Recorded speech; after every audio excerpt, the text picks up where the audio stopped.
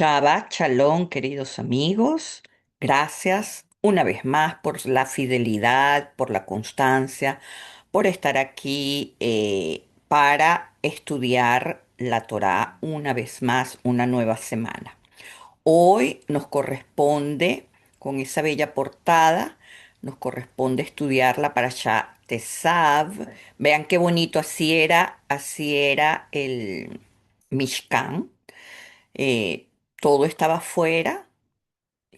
Cuando alguien entraba, tenía que ver los panes. Era la observación, eran los 12 panes. Después tenía que entregar su sacrificio y el Cohen Gadol lo enfrente de esa persona lo sacrificaba y la persona tenía que pensar que todo lo que le estaba sucediendo al animal se lo era él el que eh, lo tenía que estar sufriendo en su carne por su transgresión. Y bueno, ya vamos a hablar de ese fuego, de todo lo que significa. Entonces, la parashá comienza así. Y le dijo el Eterno a Moisés, ordena a Aarón y a sus hijos diciéndoles, esta es la ley del holocausto. Permanecerá encendido sobre el altar toda la noche hasta la mañana, con el fuego ardiendo en él. Pero pueden ver que hay dos cosas aquí en esta porción. Primero tenemos esta men pequeñita, ¿verdad? Y luego tenemos al final de la porción, vean que termina en bo, que significa ven o adentro o en él. Pero eh, en él, saben que cuando uno está viendo la fogata, uno ve una fogata y uno ve siempre es la llama externa. Aquí lo que nos está diciendo es el fuego se mantiene desde adentro. Es lo de adentro lo que hace que todo arda, vamos a decirlo así. Pero al mismo tiempo es una referencia o una alegoría a nuestro fuego interior. Este Shabbat no se llama Shabbat Tesav, se llama Shabbat Agadol, que es siempre el Shabbat que antecede a Pesaj. ¿Por qué? Porque se recuerda un momento que a primera vista podría pasar desapercibido, pero que encierra eh, ¿saben? Como una tensión, como sí, algo que está tenso, bastante importante. Según el relato del libro del Éxodo, los israelitas, aún en Egipto, tomaron públicamente un cordero para el sacrificio pascual. Eso lo hicieron el 10 de Nisán. Un animal que era considerado sagrado por la cultura egipcia, era un ídolo.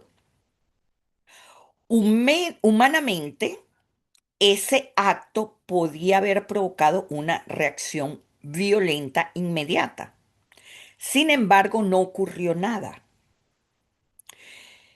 Ese silencio, esa ausencia de respuesta, es entendido por la tradición mística como un milagro de dimensiones extraordinarias y por eso se llama Gadol, grande. Para acercarnos a lo que eso pudo significar, podemos imaginar el escenario actual, mis amigos. Pensemos que estamos en un contexto de alta tensión global, donde un acto dirigido contra un símbolo central de una religión, cosa que acaba de suceder, por ejemplo, el Muro de los Lamentos, la iglesia del Santo Sepulcro, el Domo de la Roca,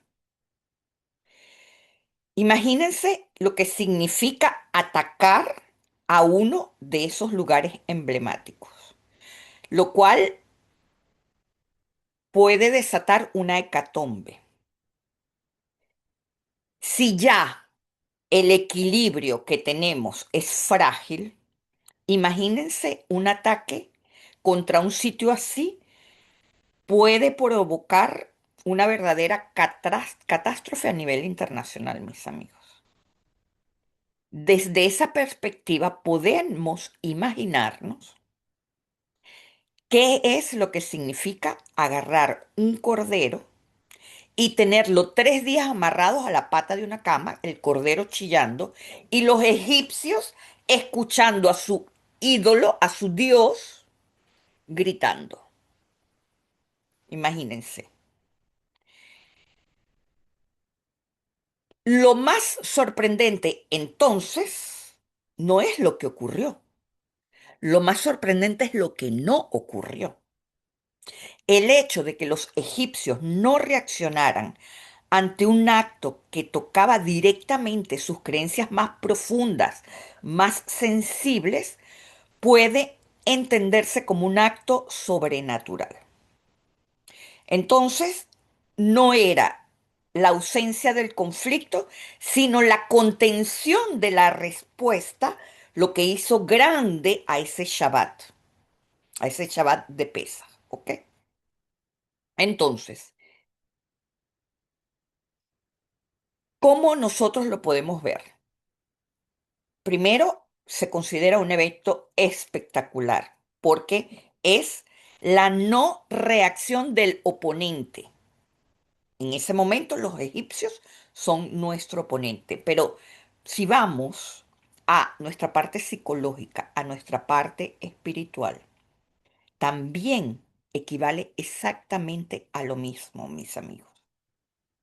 Este es el tipo de milagro que no rompe la naturaleza o las leyes de la naturaleza con mucho escándalo, sino que actúa desde el plano de las decisiones humanas.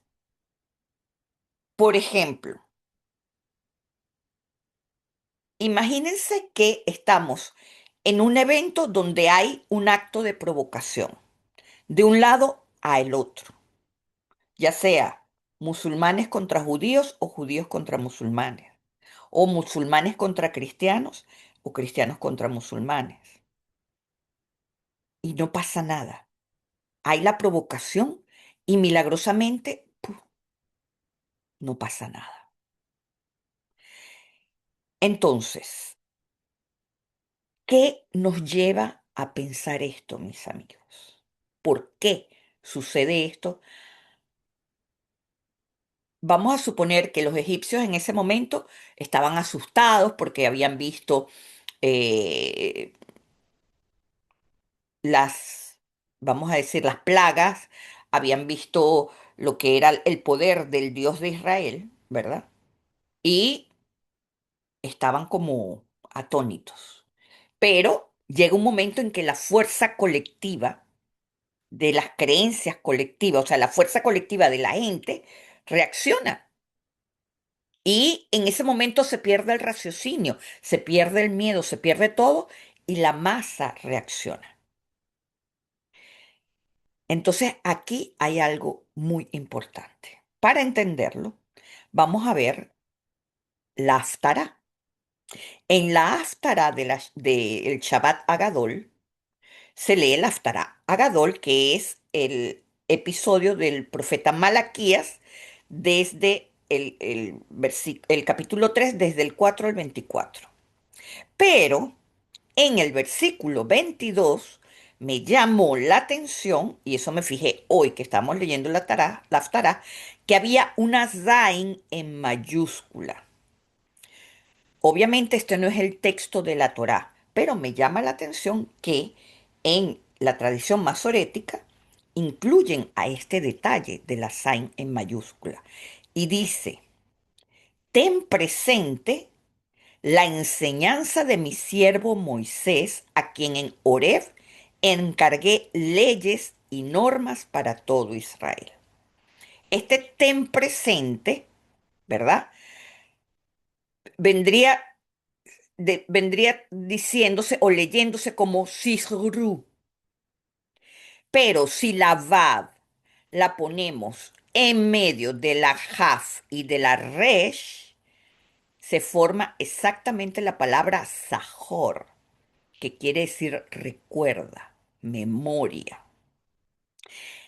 Y lo que me interpela es que esta sign está en mayúscula, lo cual nos lleva a pensar en su gematría, que es el número 7. La pregunta que me surgió es, ¿qué tiene que ver la memoria con el número 7?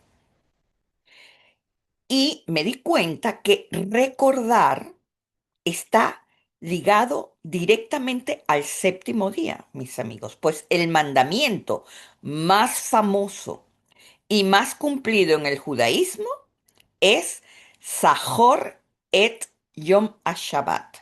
Recuerda el día de Shabbat. Esto indica que en el judaísmo la memoria se convierte en tiempo estructurado. ¿Qué quiere decir esto, mis amigos? Que en lugar de dejar el recuerdo como algo mental o como algo emocional, lo inserta en el calendario en ritmos repetitivos y en acciones concretas. Y así la memoria deja de ser pasiva y pasa de ser una experiencia práctica que se vive en el tiempo. Cuando escuchamos recordar, esto significa piensa en tu pasado, ¿correcto? O conmemora ocasionalmente. Y en muchas culturas es así. Pero en la Torá, recordar significa reactivar exactamente la misma energía, las mismas letras que estuvieron presentes en el pasado y traerlas hacia el presente. Entonces, no basta con saber que algo ocurrió. Hay que volver a vivirlo, mis amigos. Y es así como el calendario se vuelve un aliado directo de nuestro intelecto, el calendario hebreo, evidentemente. Fíjense que es tanto así que nosotros hoy en día, ustedes están en la sala de su casa y piensan, ay, tengo que buscar algo en mi cuarto. Y van a su cuarto y se le olvida, porque los distrajo una llamada de teléfono, algo se les olvida lo que iban a buscar. ¿Cuál es la mejor manera de recordar? Regresar al punto de partida. Cuando regresas te acuerdas, ah, y esto es un fenómeno cognitivo. Esto no es metafísico, esto no es milagroso, no.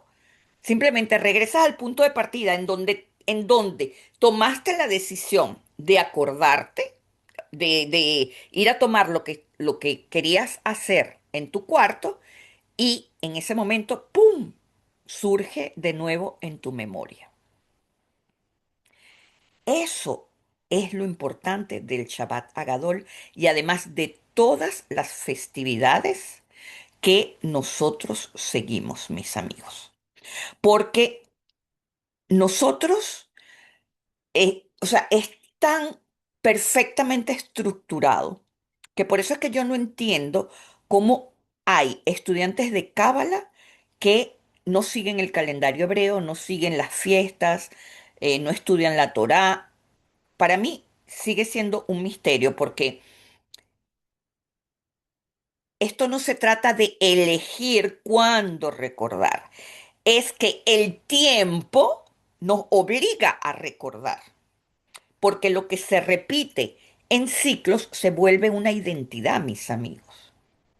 Y en el tiempo estructurado es lo que permite que alguien hoy experimente un evento que sucedió hace 1000 años y que lo experimente como un evento en donde fue protagonista, como algo propio. Entonces, hoy es un momento especial porque la Haftará nos recuerda que justo en este Shabbat tal y como sucedió hace un poco más de 3.500 años, entramos en una etapa de transición, que no es aún la redención plena, la salida de Egipto, no está sucediendo aún, nos faltan 5 días para llegar, porque siempre el eh, Shabbat Agadol más o menos está a 5 días de Pesaj, ¿verdad? Pero todo comienza a alinearse para llegar a ese momento. Y esto nos conecta profundamente con la práctica de eliminar el hametz antes de Pesaj. ¿Por qué? Porque el hametz, lo fermentado, lo inflado, ha sido interpretado simbólicamente como la expresión de la hinchazón del ego y de la impulsividad más básica. Al removerlo, no solo se limpia la casa, mis amigos, se inicia un proceso interior, que es desinflar lo excesivo, aquietar nuestras reacciones animales, automáticas, impulsivas, reducir esa tendencia a responder sin pensar, desde lo instintivo, desde lo automático, responder inmediato, esa necesidad de placer inmediato que hace que nos equivoquemos tanto. Todo eso tiene que ver con limpiar el hametz de nuestra vida. ¿Por qué en este momento? Porque en la luna llena de Aries, toda la energía del signo de Aries está encapsulada, nos llega a través de la luna de ese mes. ¿Qué es Aries? Aries es el signo que tiene como animal el, ¿cómo se llama? El El cordero, la carnero, cabra. Mm. el carnero, que tiene esos cuernos tan duros, que es por excelencia el animal que empuja, que abre las puertas. El ariano tiene la corrección del ariano es terminar lo que empieza, pero empieza con todo lo que tiene, empieza con una fuerza imparable. Y su corrección es terminar, porque el ariano tiende a quedarse a mitad de camino, porque toda su fuerza es empujar. Vean ese arquetipo de el dibujo animado donde la cabra pum, pum, pum, pum, pum, da el golpe, ¡pam! Y de repente se frena. Así es el ariano. Bueno, esa es la energía de empuje, lo más fuerte que tenemos en Pesaj. Y luego, para continuarlo, para no pararnos, tenemos toda la cuenta del Homer, que es lo que nos va a llevar a transcurrir todo el año con esa fuerza para poder controlar nuestro ego. ¿Ok? Entonces, mis amigos, eso nos lleva a una reflexión muy importante y es la ausencia de reacción de los egipcios, que puede leerse también de la siguiente manera. Si los hebreos ya habían salido de la idolatría, ya habían recogido todas sus cosas, no tenían hametz, porque toda la historia del hametz es que no tuvieron tiempo de fermentar y se tuvieron que comer el pan así y salieron de Egipto. ¿Por qué? Porque la salida fue inminente. Ya saben que el faraón siempre era, pueden salir y después no pueden salir. Pueden salir y no pueden salir. Pueden salir y no pueden salir. Así, 10 veces. A la 10ª vino la vencida, pero en ese momento no lo esperaban. Entonces, tenían su pan, estaban preparando su pan y Moshe le dice, nos vamos. Todo el mundo horneó su pan, se lo comieron y salieron. Entonces, ¿qué sucede? que cuando el hebreo no tiene hametz, no encuentra a nadie fuera de en su entorno que tenga hametz. ¿Se dan cuenta? Tú no puedes encontrar afuera lo que no tienes dentro. Cada vez que nosotros nos encontramos con un ególatra, es porque esa persona está siendo un reflejo de nosotros mismos en algún aspecto de nuestra vida. No quiere decir que es exactamente la fotocopia, no, pero algo, algún aspecto nos está enseñando, mis amigos. Y esto del Hametz no fue un milagro, simplemente fue una reacción del efecto espejo. Estás bajo la grandiosidad de Dios. Estás en plena humildad. Estás saliendo de la esclavitud. Estás siendo protegido por lo más grande, por aquella cosa increíble, sobrenatural. ¿Qué sucede entonces? Que como estás tan purificado en tu interior, afuera no vas a encontrar ningún enemigo, porque el enemigo no lo tienes adentro. No tienes el oponente adentro, mis amigos. Entonces, Shabbat Agadol no nos recuerda solo un milagro externo, nos propone un trabajo interno, mis amigos. La verdadera preparación para la libertad no consiste únicamente en salir de Egipto, sino en salir de la esclavitud del ego, de la impulsividad, de la animalidad. Solo cuando esa dimensión se aquieta, se abre la posibilidad de una libertad profunda, menos reactiva y más consciente. Entonces, por eso, desde mi análisis, esto no lo he leído yo en ningún comentario, ojo, pero es mi análisis, que creo que después de tantos años, pues me puedo permitir tirar una flecha de estas.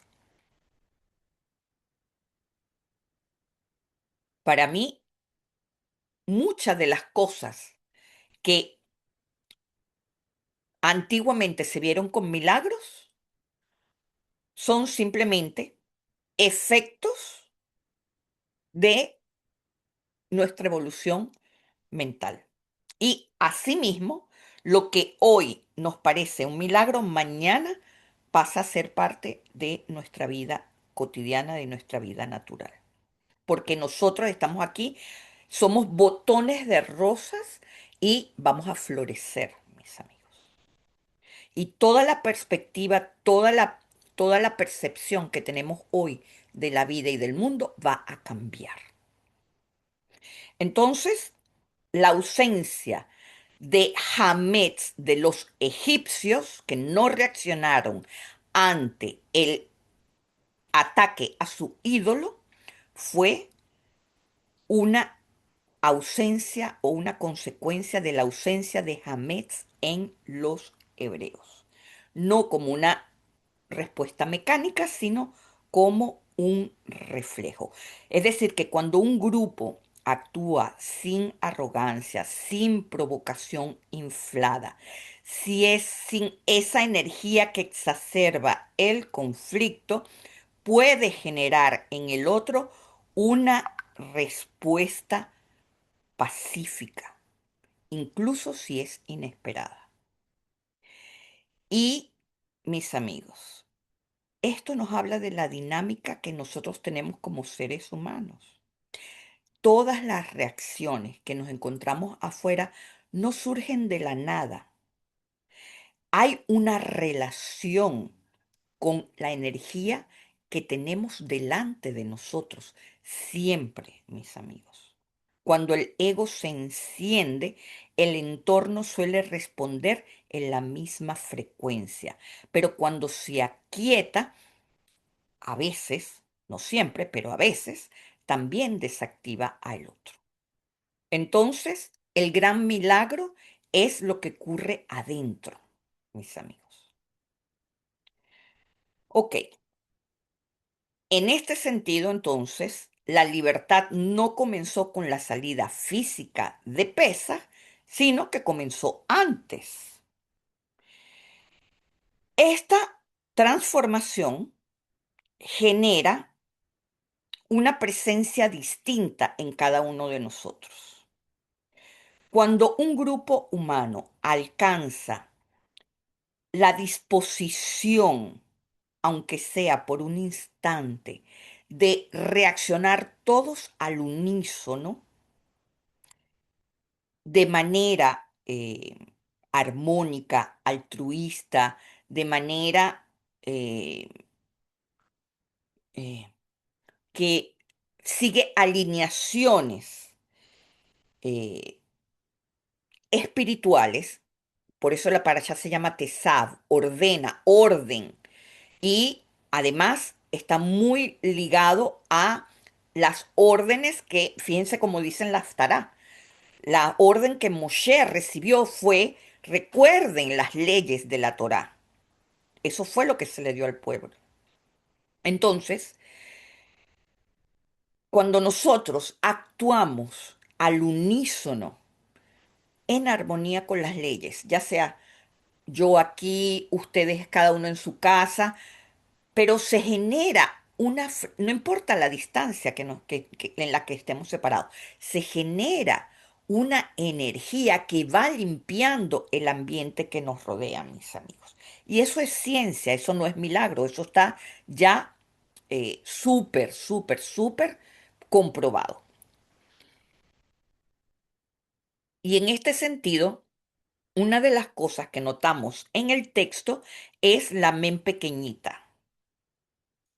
Esta letra naturalmente se asocia con el elemento agua y es una de las letras madre. La mem representa a el elemento agua dentro de las letras madres. El alef representa el fuego y, perdón, al aire, y la shin representa el fuego. Son los tres elementos que forman a la materia, ¿ok? Entonces, no podemos evitar de asociar a la MEM con su número, que es el 40. ¿Por qué? Porque la MEM simboliza procesos de purificación emocionales y cambios. Por eso es que se pasan 40 años en el desierto. Cuando Moshe sube al monte Sinai a buscar la Torah, pasan 40 días y 40 noches, etcétera, etcétera, etcétera. El número 40 o la mem siempre está asociado a transformaciones emocionales profundas, a un proceso de purificación. Ahora, vamos a preguntarnos, para poder entender qué significa esta mem pequeñita, ¿qué evita que la harina se transforme en hametz, mis amigos? Porque el hametz es el fermento natural que hay en la harina. Pero ¿qué es lo que la evita? Hay dos cosas. El contacto con el agua, el contacto con la mem. Si se reduce la mem dentro de la harina, entonces no hay hametz, no puede fermentarse. Y hay otra cosa también, y es el amasar. Mientras ustedes estén amasa y amasa y amasa y trabaja y trabaja y trabaja la masa, esa masa no levanta, mis amigos. Si están 15 horas trabajando la masa, son 15 horas donde no va a haber hametz en esa masa. Entonces, controlando el agua, cuando se reduce, controlamos la fermentación. Y es muy importante porque el agua representa a nuestras emociones y el fuego representa a nuestras pasiones, nuestra intensidad, nuestra efusividad. Entonces, si unimos fuego y agua, tenemos pasiones desbordadas. emociones incontrolables. Y por eso la Torá reduce la mem en este fuego perpetuo, porque la mem está en la palabra mogdá, que quiere decir un fuego perenne. ¿Ok? Entonces, hay que reducir la emoción cuando entra en contacto con la pasión para que el fuego no nos consuma, mis amigos. Y la segunda parte es trabajarnos profundamente nuestra psiquis, nuestra mente, nuestras emociones. No dejar que se desate como un caballo loco desenfrenado. Porque el hametz, mientras se está trabajando, no se fermenta, mis amigos, no se desarrolla. ¿Ok? Entonces, de manera simbólica, esta nos recuerda que nuestro fuego interno y nuestras pasiones deben estar acompañados de contención y de disciplina. ¿Que, ¿Para qué? Para mantener el impulso de ese Aries sin dejar que se inflame descontroladamente nuestras, nuestro cuerpo emocional. ¿Ok? El Bala Turín suele enfocarse en las letras inusuales del texto y dice que es también pequeña en la palabra Mogdá, que quiere decir el fuego continuo del altar, alude, alude a algo que solo sucede si existe la humildad y la reverencia, la devoción por la grandeza de lo divino que debe mantenerse. Entonces, este fuego continuo, ¿qué sucedió cuando se destruyó el templo? Ese fuego perenne se acabó. ¿Por qué? Porque el templo se destruyó por la idolatría. Ya no había más devoción por la grandeza de lo divino. En la experiencia común, el fuego naturalmente es un elemento que quema, que consume, que destruye. Esa es la ley del fuego. Pero el fuego del tabernáculo, tal y como lo estamos leyendo en Mogdá, no encaja en esta categoría de la ley del fuego. No es un fenómeno físico solamente, es algo que redefine su función. El fuego mismo ha pasado por un proceso de transformación, reduciendo su agua interna. Entonces, esto nos permite reformular algo más importante. Es un fuego que destruye la materia versus el fuego que reconfigura la materia y la eleva hacia lo alto. Ese era el fuego del Mishkan, mis amigos, lo cual nos pone en una categoría de la existencia completamente diferente. Y por eso es que me gustaría que trabajáramos profundamente en esta etapa que viene, que viviremos juntos, que es Pesaj y la cuenta del Homer. Yo quiero que entendamos cómo funciona la realidad, que es mucho más compleja de lo que creemos. Yo les sugiero una imagen para que puedan entender lo que les quiero decir. Vayan visualizando. Imagínense un aparato de radio como ese que tienen ahí en la imagen que Dani les va a poner. Todos podemos tener un aparato de radio como ese, ¿verdad? Hoy en día puede ser nuestro teléfono X, no importa. Pero imagínense este aparato de radio que tiene una antena, que tiene un dial, que puede captar 20 emisoras en el mismo aparato, con solo mover ese circulito, ese dial. Pregunta, ¿dónde están las 20 emisoras? Aquí, en el aire, mis amigos. Dentro, aquí, y no las vemos.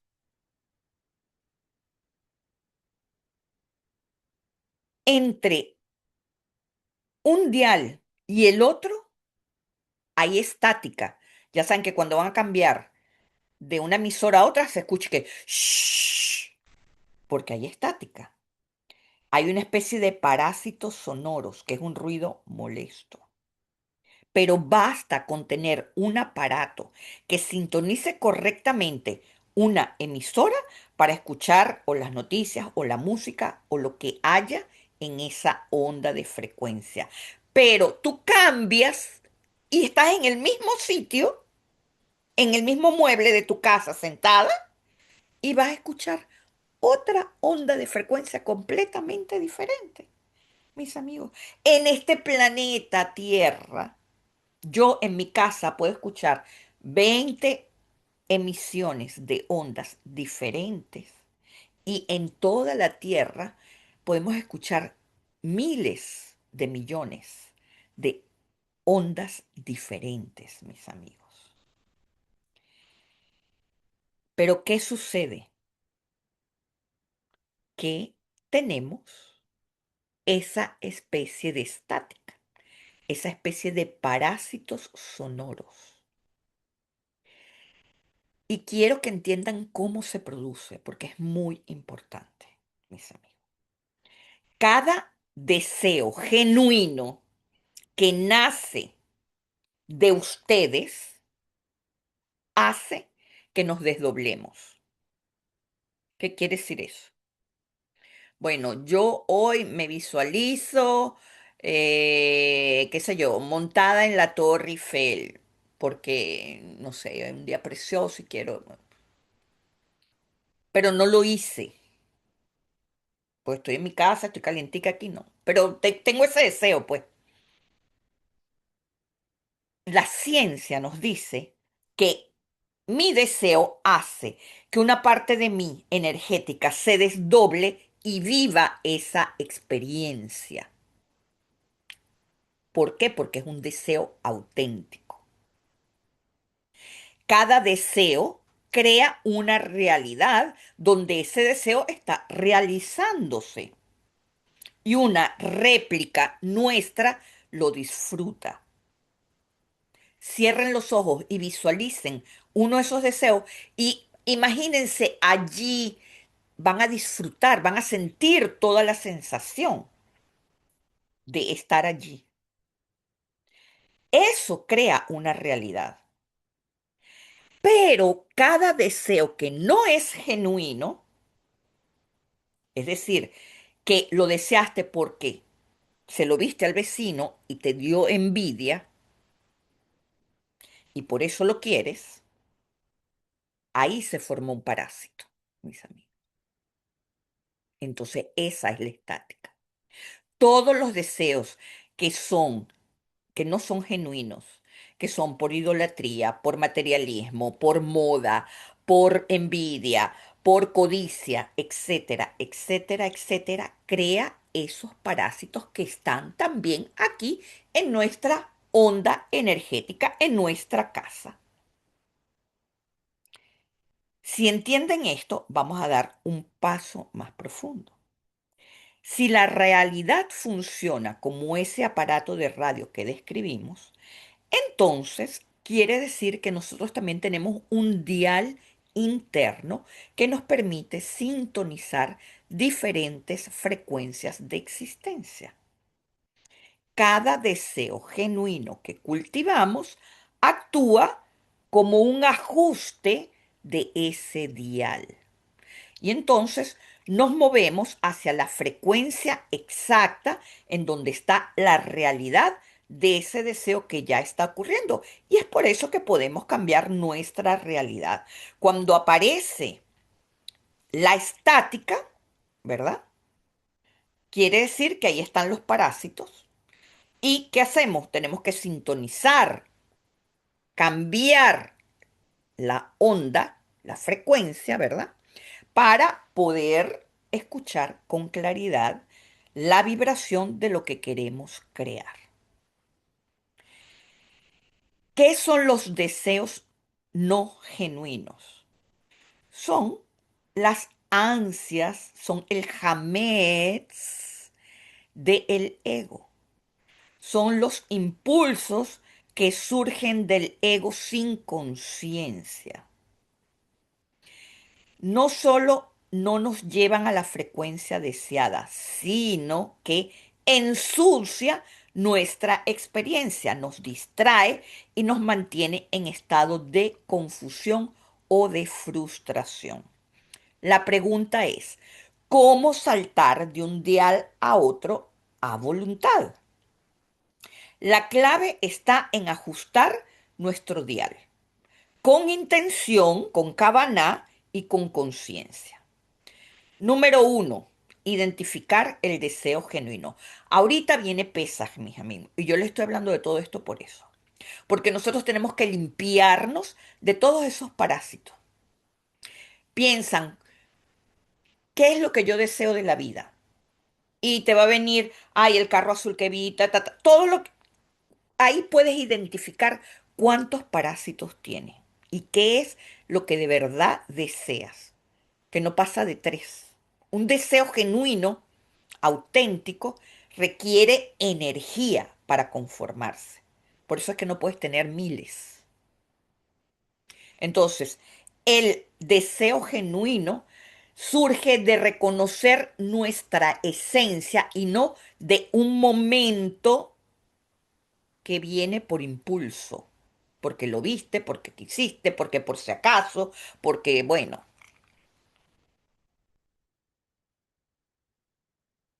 Luego, número uno, identificar el deseo genuino.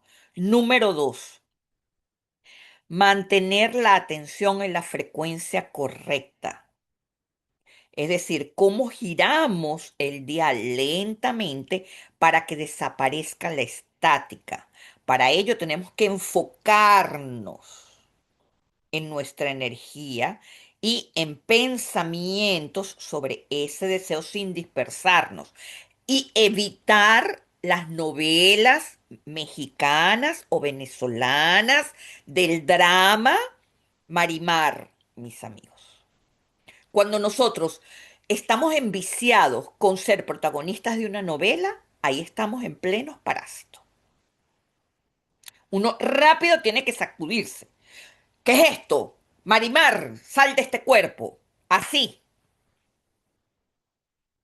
así se sacude uno a el drama interno, ¿ok? Porque uno tiene que entrar en focus y ahí tenemos que eliminar los parásitos. Para eliminar los parásitos tenemos que practicar la benevolencia, mis amigos. Para ello debemos ayudarnos con la autoobservación, la introspección, la disciplina diaria con la conexión espiritual, ya que eso nos ayuda a limpiar todos los ruidos internos, de modo de que nuestra misión pueda sintonizarse sin interferencias. Y luego, la número cuatro es actuar con coherencia. Es decir, no basta con pensar o con desear, también debemos crear acciones que refuercen esa sintonía. Al igual que yo tengo el radio, tengo el dial, pero si no lo muevo, no va a pasar nada. Yo tengo que accionar, pum, y mover la mano. ¿Ok? Entonces, durante esta etapa que viviremos juntos en PESA y en la cuenta del Homer, tenemos la oportunidad de practicar este ajuste de diales. Cada día es una oportunidad de elegir conscientemente en qué frecuencia queremos habitar, qué debemos depurar, experimentar la claridad de la vida que nosotros queremos tener, mis amigos. En otras palabras, ser libres, porque la libertad no solo consiste en desear, sino en aprender a sintonizar correctamente en dónde quieres estar, que no sea el mundo que decida por ti, eres tú quien decide. Cada uno de nosotros entonces habita una multiplicidad de realidades posibles, que son nuestros propios multiversos internos, mis amigos. En estos mundos paralelos, cada decisión, cada impulso y cada pensamiento crean frecuencias que interactúan entre sí. Algunas están limpias, alineadas con nuestra esencia, otras están llenas de interferencias impulsadas por el ego, la impulsividad, el drama, el estrés, el miedo, etcétera, etcétera, etcétera. Este ruido interno es como la estática que escuchamos entre las emisoras de radio y el, la onda que de verdad tenemos que sintonizar. Ahora, mis amigos, esto nos lleva de nuevo a esta teoría de los multiversos que a nivel científico se fortalece cada día más. El misticismo es el primero en enseñarnos que existen otras líneas temporales, que existen otras dimensiones que son invisibles a nuestros ojos. ¿Por qué? Porque la percepción humana es selectiva por falta de vasija, mis amigos. ¿Qué quiere decir que tenemos falta de vasija? Que tenemos límites en lo que podemos percibir. Una vasija más grande permite mayor capacidad de percepción. Una vasija pequeña tiene las orejeras como la de los caballos aquí puestas y no ve más allá de su nariz.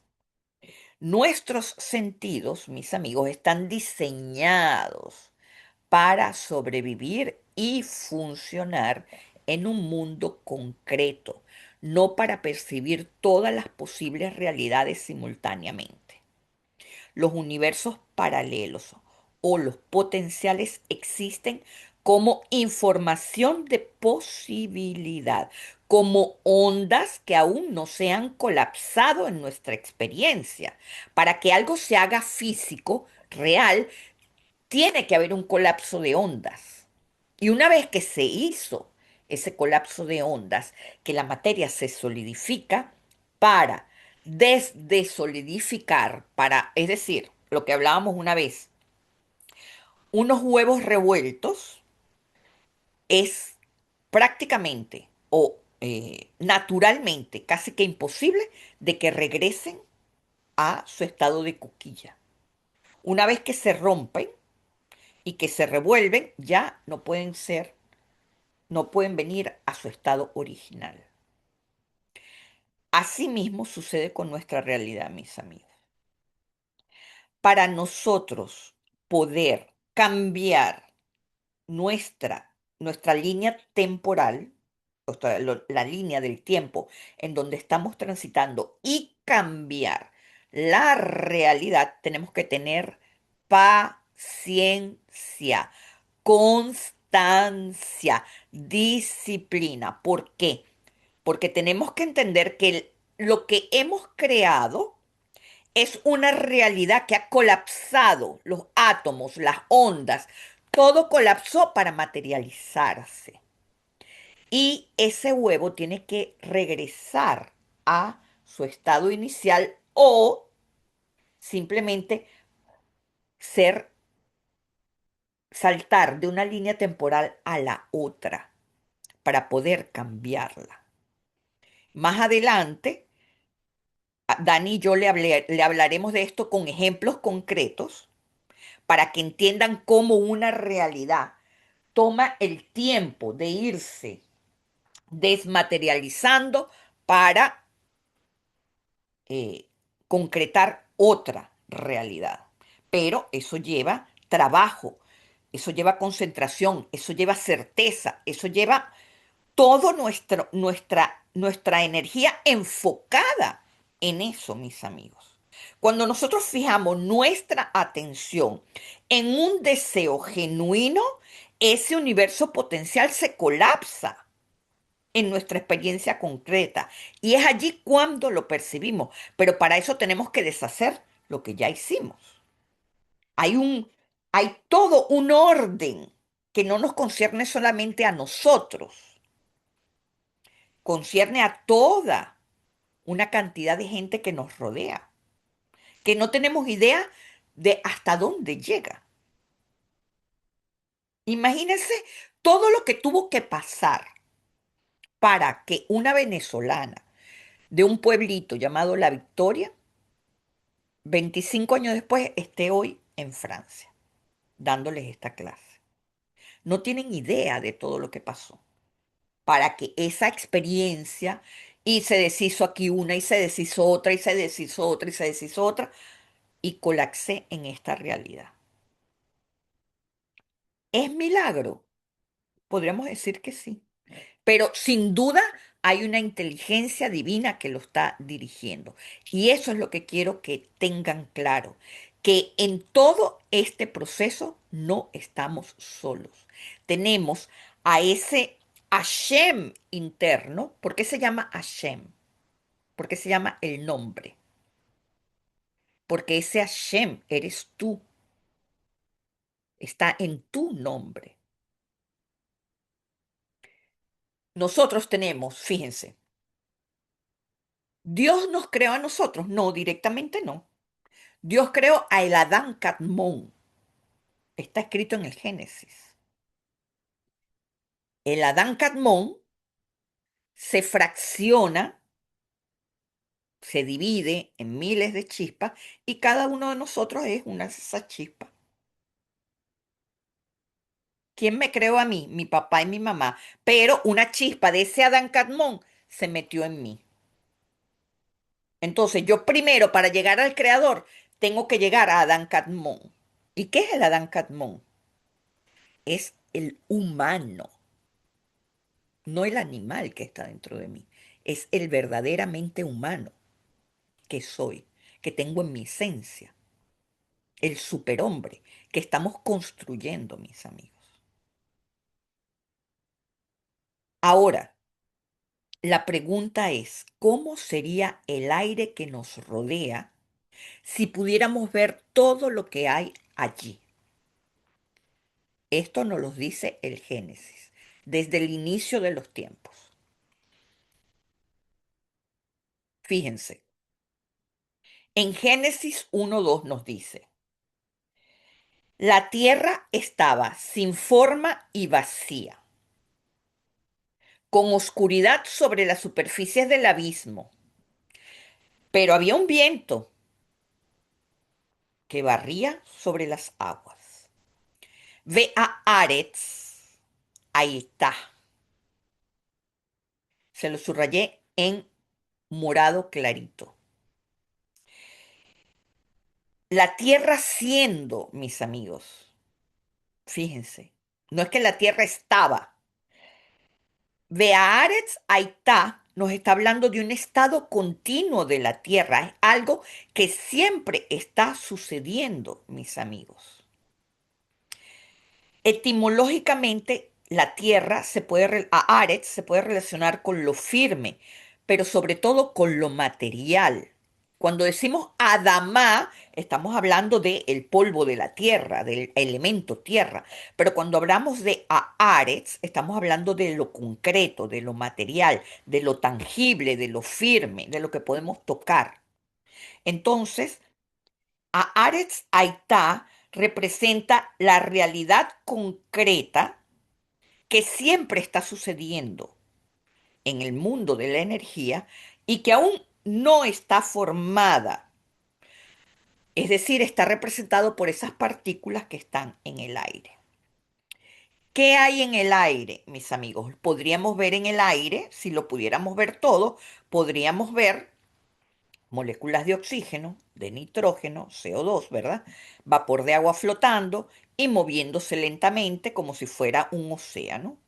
Al mismo tiempo, cada partícula estaría vibrando en diferentes velocidades, si las pudiéramos ver, según la temperatura que cada uno tiene, porque así funcionan las propiedades de la termodinámica. Si yo abro la ventana, las partículas van a tener una velocidad y las que están cerca de la calefacción tienen otra velocidad. ¿Qué quiere decir? Que en el aire hay un mar en constante danza microscópica, mis amigos.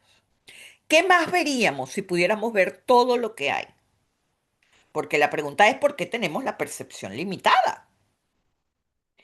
Pudiéramos ver ondas electromagnéticas, es decir, pudiéramos ver las ondas de radio, pudiéramos ver el wifi del internet, pudiéramos ver las ondas de microondas, pudiéramos ver los rayos de luz solares, que aunque es de noche, siguen ahí, ¿verdad? Entonces, esto es como un océano de frecuencias cruzándose y algunas ondas de estas colapsan en nuestra realidad, se hacen visibles de acuerdo a nuestro dial interno y otras están aquí jugando al lado mío. Esto es el tohu babohu. Luego, tohu babohu se los puse en amarillo, tohu babohu, para que vean que toda nuestra realidad está en ese versículo del Génesis. Luego tenemos Vehoshech al Penei Tehom. ¿Qué quiere decir? Energías sutiles o potenciales ocultos, mis amigos. La faz del abismo es el campo de posibilidades, es la energía cruda y multidimensional. Entonces, si nosotros entendemos esto desde la mentalidad profunda, ¿verdad? Tendríamos que entender que aquí mismo donde estamos hay otras realidades en otras dimensiones que son inaccesibles a nuestra percepción porque hay un abismo que la conciencia no nos permite cruzar. Es decir, podríamos ver a nuestros seres queridos desencarnados y toda la vida paralela que llevan en esa especie de paraíso que está allí, que la Cábala dice que es solo un velo, que cuando se corra podremos ver eso que está allí. Ya hemos hablado que la oscuridad es solo un término del espacio-tiempo para describir la ocultación de la luz por efecto de la rotación del planeta, mis amigos. Solo por ese fenómeno existe el día y la noche, la luz y la oscuridad. Pero si pudiéramos ver todo lo que hay, nunca veríamos la noche. Y veríamos sobre todo al Espíritu Divino. No lo podemos olvidar. Eso está el Ruach Elohim en verde, mis amigos. Las, el, lo más maravilloso que podríamos ver es Ruach Elohim Merajefesh al Panei Amayin. Este es el lazo que une a todas las partículas, el Ruach Elohim, que reúne a las ondas electromagnéticas, a los parásitos, a, lo, a las ondas, al microondas, a todo lo que existe, mis amigos. Es como un océano. Quiero que pongan esta imagen. Es como un océano en donde hay toda clase de animales, toda clase de vegetales debajo del océano. Hay corrientes de diferentes temperaturas, velocidades, hay volcanes, hay chimeneas, hay de todo, pero todos están abrazados por un solo cuerpo que es Amain, el agua. Y todo pertenece a Ruach Elohim. Imagínense esa realidad. Es aturdidor, cierto, pero es hermoso. Y ver todo esto es imposible en esta etapa de nuestro cerebro. Igualmente sucede en Levítico 1:2. Y fíjense lo que les decía.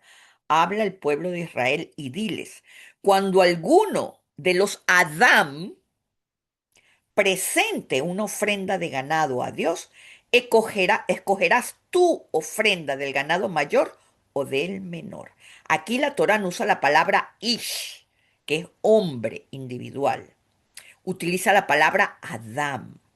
Y esto no es un detalle menor, mis amigos. Adam no es un individuo, es el arquetipo del ser humano, el Adam superior, el estado de conciencia completo, integrado, alineado con su esencia, con su forma, con el Creador. Es igual en semejanza y forma del Creador. Adán es una totalidad, una unidad previa a toda división.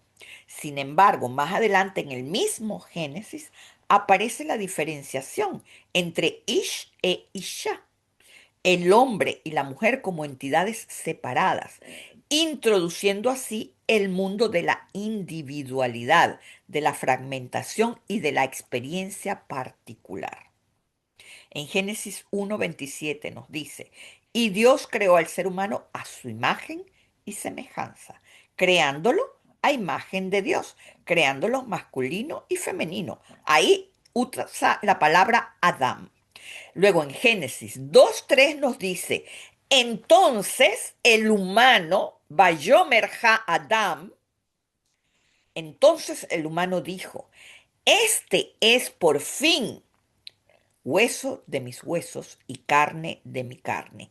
Esta será llamada la mujer, porque del hombre yo fui tomada ella.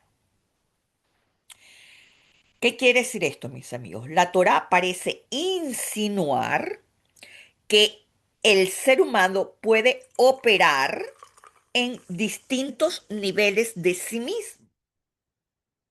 A veces actuamos como individuos separados, desde el ego, desde la reacción o desde la necesidad, y eso sería el nivel de Ish. Pero otras veces, cuando nuestras acciones surgen desde un lugar más profundo, más alineado, más genuino, estamos operando como Adán, desde una conciencia unificada. Y la clave aquí está en que cuando la Torá nos habla del corbán, de la ofrenda, no se le atribuye a Ish, sino al Adán. Es decir, la verdadera ofrenda, el verdadero acercamiento a lo divino no proviene de un yo fragmentado, proviene del yo integrado. No es solo lo que hacemos, sino desde dónde lo hacemos. Esto nos lleva a una enseñanza muy actual, mis amigos. En cada momento estamos sintonizando de alguna manera un nivel distinto de nosotros mismos. Hay acciones que surgen de los parásitos. Una mala contestación, un grito, una pérdida de paciencia. Y hay otras veces que actuamos desde un lugar claro, desde un lugar alineado, sin exceso de ego, y es ahí cuando actuamos como Adán, mis amigos. Lo que yo les propongo es que empecemos con Pesaj por la derecha, mis amigos, con opciones de otorgamiento, porque es lo único que nos hace acercarnos a ese arquetipo divino. ¿Qué son las opciones de otorgar? Tenemos la sedacá, la ayuda al otro, los gestos de amabilidad, la visita a los enfermos, los gestos de generosidad, todo lo que tiene que ver salir de nuestro propio egocentrismo e ir hacia el otro son eh, manifestaciones o acciones de nuestra vida cotidiana que nos ponen en la columna derecha del árbol de la vida. Entonces, de esa manera, nosotros podemos comenzar esta puerta que se nos abre en Pesaj, ¿verdad? De la mano de ese prototipo divino que es el Adán, que está hecho a imagen y semejanza del Creador. Para concluir, vamos a hacer una práctica que se las explico. Bueno, primero que nada, quiero que vean el árbol de la vida. Fíjense, si nosotros picamos al árbol de la vida en dos hasbe shalom, como si fuera un sándwich, la esfera de Tiferet, señálala ahí, Dani, porfa, es la que se picaría en dos. Es decir, una parte para la parte superior para el sándwich de arriba, para el pan de arriba, y la parte de abajo para el pan de abajo. ¿Qué sucede, mis amigos? Nos queda Netza y Hod en el lugar de Gébura y de Gesed. Nos queda Yesod en el lugar de Daat. Y nos queda Malhut en el lugar de Keter. ¿Qué quiere decir eso, mis amigos? Que nosotros tenemos que pensar que si Keter es la corona y Malhut es el reino, nuestra faceta de Adán consiste en ser coronados. Es buscar que Keter descienda hacia Malhut para posar esa corona. Pero para que eso ocurra necesitamos mantener despejadas todas las sefirot.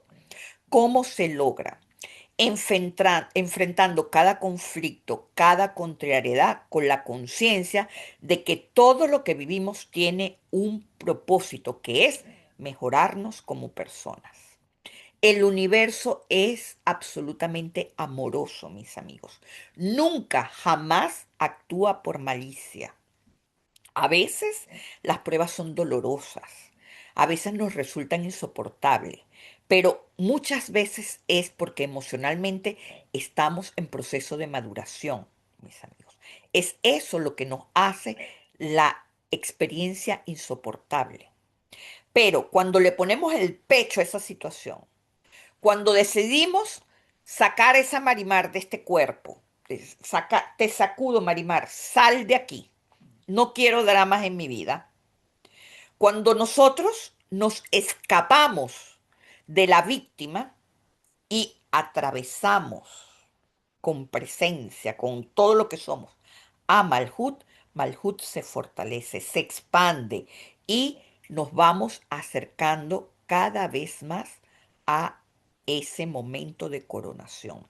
Dios formó al Adán conforme a su forma y eso nos deja una enseñanza profunda. El mundo de los sentimientos tiene que ir tomando la forma del creador, mis amigos, porque los sentimientos son, en esencia, la dimensión donde la forma se expresa y se revela. Y no es casual que hayamos sido creados con la Bet, que nos habla de comprensión e inteligencia. Eso nos recuerda que los sentimientos no están para dominarnos, sino para ser comprendidos. La única forma de trascenderlos, de ordenarlos y elevarlos es a través del razonamiento consciente. Y eso le da dirección, sentido y forma, mis amigos. Ahora vamos a hacer la práctica. ¿Qué quiere decir esta práctica? Ahí les puse esta imagen. Muchas de las cosas que nos impide salir de los parásitos es el pensamiento rumiante. ¿Ok? Entonces, dentro de la cábala hay estas prácticas de Rabbi Abraham Abulafia que son con el sonido de las letras hebreas. ¿Qué es lo que vamos a hacer? Vamos a cerrar los ojos, taparnos los oídos suavemente, ¿ah? No tenemos que hacer más presión. Con la boca cerrada, la lengua, van a poner la lengua en donde empiezan los dientes de arriba, en el paladar, pero justo donde comienzan los dientes de arriba, y van a pronunciar ahí, en ese tracto de la faringe, la men. ¿Ok? Van a tener en cuenta al amén. ¿Qué sucede, mis amigos? Que esto lo que va a hacer es que dejemos que los parásitos pasen y que no se queden.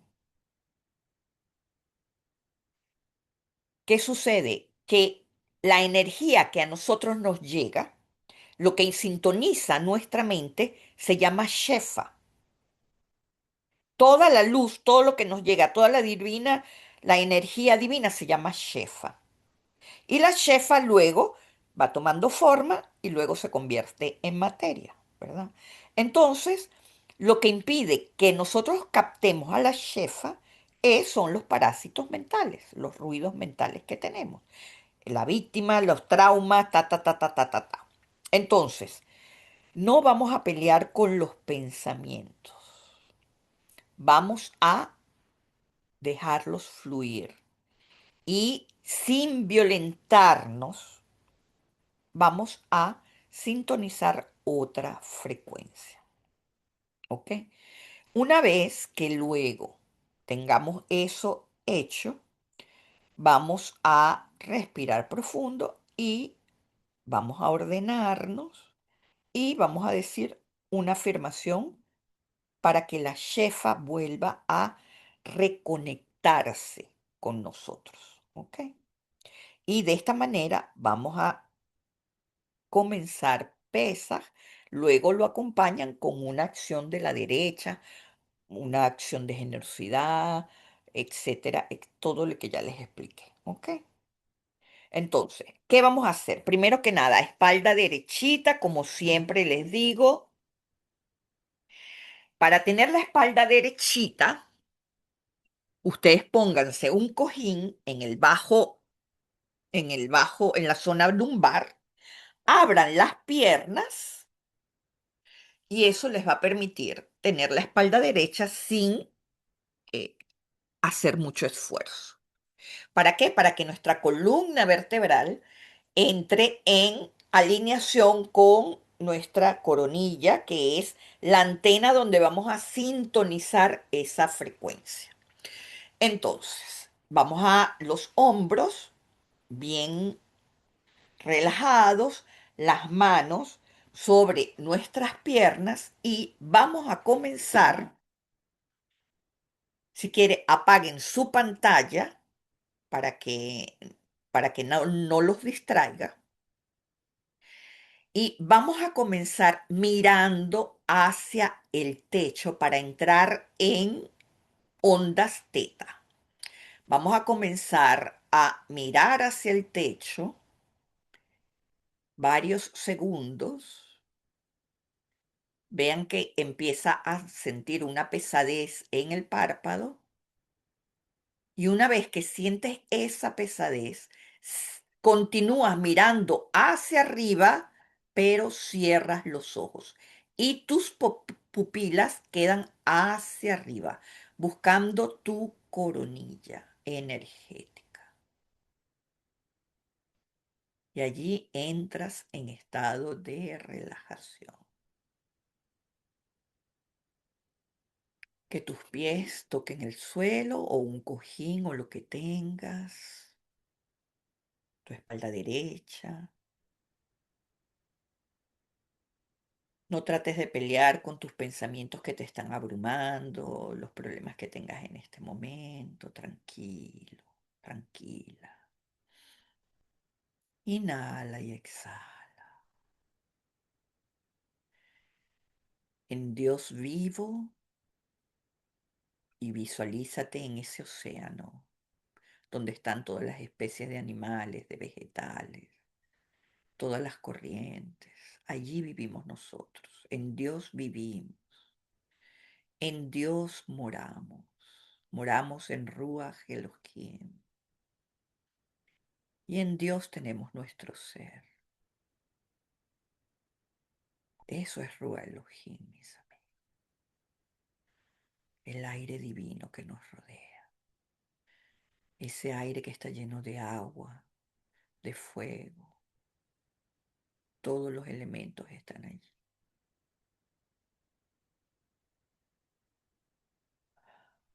Ahora tomas tus dos manos y tápate suavemente tus oídos, pero tus brazos los colocas perpendicular.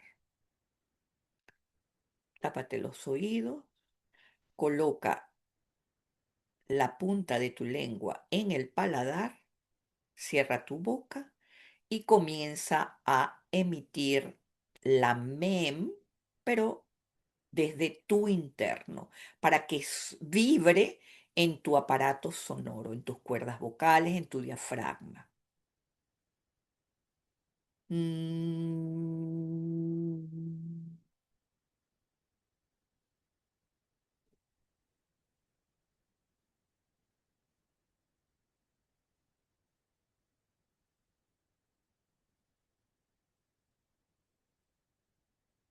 mm,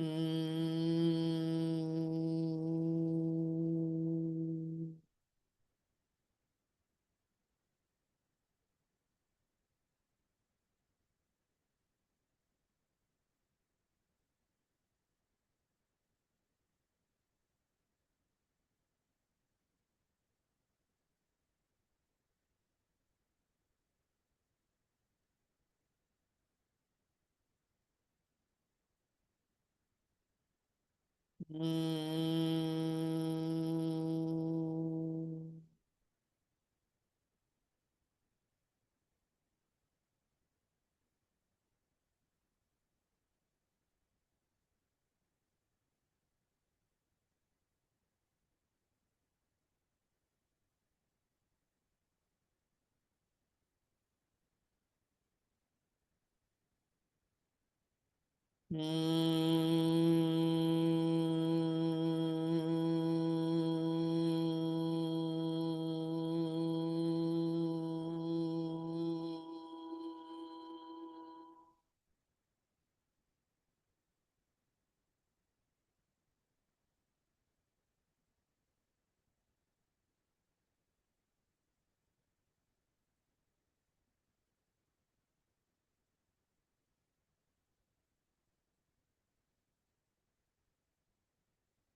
Ahora mentalmente restableces tu conexión con la shefa. Gracias por fluir hacia mí constantemente. Y ahora siente cómo ese río viene a ti. Siente ese calor, ese río que viene.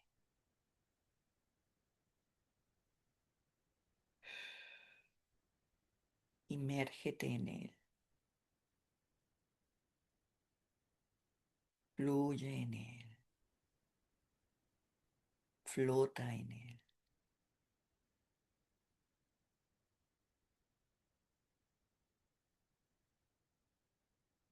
Gracias, gracias.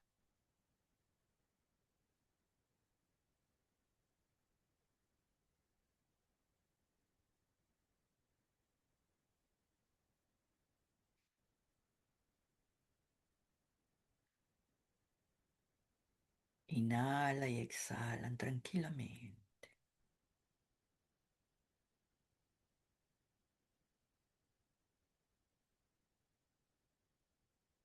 Cada uno a su propio ritmo. Cuando quiera puede abrir sus ojos.